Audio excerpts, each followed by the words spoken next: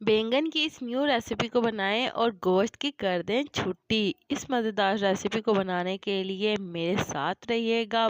बाहर से बहुत ही क्रिस्पी और अंदर से बहुत ही सॉफ्ट तैयार होगी। तो चलें जी शुरू करते हैं। बिस्मिल्लाहिर्रहमानिर्रहीम। अस्सलामुअलैकुम जी, क्या हाल चाल है आपके? उम्मीद करती हूँ आप सब खैरियत से होंगे। अल्हम्दुलिल्लाह मैं भी ठीक हूँ। तो आज मैं आपके लिए बहुत ही मज़े की न्यू बैंगन की रेसिपी लेकर हाजिर हुई हूँ। बनाना बहुत ही आसान है। इसे खाने के बाद आप फ्राई चिकन को भूल जाएंगे। तो चलें जी शुरू करते हैं आज की इस मज़ेदार सी रेसिपी को बनाना। तो इसके लिए यहाँ पे हमने सबसे पहले ले लेने हैं बैंगन। यहाँ पे मैंने 2 अदद बैंगन ले लिए हैं मीडियम साइज़ के, और इसे मैंने यहाँ पे गोलाई की शेप में कटिंग कर लिया है। ना ही आपने इसे बहुत ज़्यादा मोटा कटिंग करना है और ना ही ज़्यादा बारीक करना है। यहाँ पे आप देख सकते हैं इसका साइज़, यहाँ पे मैंने जिस साइज़ में कटिंग किया है इसी साइज़ में आप भी कटिंग कर लें। कटिंग करने के साथ ही आपने इसे पानी में डिप करना है, वरना ये ब्लैक हो जाएंगे क्योंकि इसके अंदर आयरन वाफर मिकदार में पाया जाता है। तो इसके बाद यहाँ पे हम ले लेंगे 1 कप बेसन, और बेसन को आपने हमेशा छान कर इस्तेमाल करना है। साथ ही हम इसके अंदर शामिल करेंगे कॉर्नफ्लावर 1/3 कप, और ये शामिल करने के साथ ही कुछ स्पाइसेस ऐड करेंगे। नमक यहाँ पे शामिल करेंगे 1 टीस्पून, सुर्ख मिर्च का पाउडर 1 टीस्पून, हल्दी पाउडर 1 टीस्पून, सुर्ख मिर्च कुटी हुई 1 टीस्पून, जीरा पाउडर 1 टीस्पून, अजवाइन 1 टीस्पून। तो ये कुछ बेसिक्स स्पाइसेस हैं, आपने ऐड कर लेना है। साथ ही हम इसके अंदर शामिल कर देंगे सब्ज़ धनिया हस्बे ज़रूरत। तो ये तमाम चीज़ें शामिल करने के बाद हमने इन तमाम चीज़ों को बहुत ही अच्छी तरह से मिक्स कर लेना है। तो जब आप तमाम चीज़ों को अच्छी तरह से मिक्स कर लें, इसके साथ ही आपने थोड़ा थोड़ा करके इसके अंदर पानी शामिल करना है। एकदम से आपने सारा पानी नहीं शामिल करना, वरना आपका बैटर बहुत ज़्यादा पतला हो जाएगा।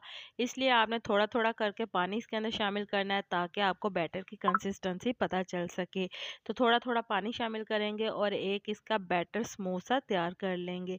यहाँ पे आप देख सकते हैं कि बैटर की कंसिस्टेंसी कुछ इस तरह से आपने रखनी है, बहुत ज़्यादा पतला ना हो और ना ही बहुत ज़्यादा गाढ़ा हो। तो यहाँ पे हमने इसके अंदर शामिल कर देने ये सारे के सारे बैंगन जो हमने पानी के अंदर डिप करके रखे हुए थे। तो पानी हमने निकाल देना है, और निकालने के बाद हमने ये सारे बैंगन शामिल कर लेने हैं। तो अच्छी तरह से बैटर के अंदर हमने बैंगन की कोटिंग कर लेनी है, और इसे हमने 15 से 20 मिनट के लिए छोड़ देना है ताकि जो मसाले का फ्लेवर है अच्छी तरह से बैंगन के अंदर आ जाए। इसके बाद हमने कढ़ाई के अंदर खुला सारा घी या फिर ऑयल ले लेना है फ्राई करने के लिए। जैसे हमारा घी या ऑयल गर्म हो जाएगा तो हमने ये जो बैंगन है ये इसके अंदर एक एक करके शामिल कर देने हैं। तो शामिल करने के बाद हम इसे मीडियम टू लो फ्लेम के ऊपर पका लेंगे ताकि अच्छी तरह से ये पक जाए। एकदम से आपने फुल तेज़ आग के ऊपर इसे बिल्कुल नहीं पकाना, वरना ये जल जाएंगे। इसे आपने मीडियम टू लो फ्लेम के ऊपर पकाना है ताकि ये अच्छी तरह से अंदर से भी पक जाए और बाहर से भी बहुत ही प्यारा सा खूबसूरत सा गोल्डन कलर आ जाए। तो यहाँ पे आप देख सकते हैं बहुत ही प्यारा सा गोल्डन कलर इसके ऊपर आ गया, और हमारे ये बैंगन के पकोड़े मज़ेदार से तैयार हो गए हैं। इस तरह से आप इसे बनाकर ट्राई ज़रूर करिएगा, और इसी के साथ मुझे लाजमी बताइएगा कि मेरे प्यारे प्यारे व्यूवर्स मुझे किस मुल्क और किस शहर से देख रहे हैं, ताकि मैं आपका शुक्रिया अदा कर सकूं। और कमेंट बॉक्स में भी लाजमी बताइएगा कि आपको मेरी आज की मज़ेदार सी रेसिपी कैसी लगी। और आप सबका मेरी वीडियो को देखने का और पसंद करने का बहुत बहुत शुक्रिया। तो चलें जी, जैसा कि आप देख सकते हैं हमारे मज़ेदार से बैंगन के पकोड़े बातों ही बातों में तैयार हो गए हैं। आप इसे टी टाइम पर बनाकर इंजॉय कर सकते हैं, या फिर बरसात के मौसम में भी बनाकर आप इसे इंजॉय कर सकते हैं। बहुत ही मज़ेदार से हमारे ये स्नैक्स तैयार हुए हैं। उम्मीद करती हूँ मेरे प्यारे प्यारे व्यूवर्स को मेरी आज की मज़ेदार सी बैंगन के पकोड़े की रेसिपी पसंद आई होगी।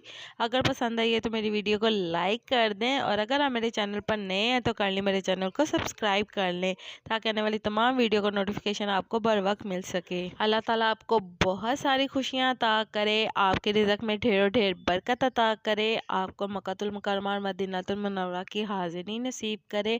आमीन सुम्मा आमीन। तो इसी के साथ मुझे भी अपनी दुआओं में याद रखिएगा। मिलती हूँ आपसे एक और मज़ेदार रेसिपी के साथ एक और नई वीडियो में।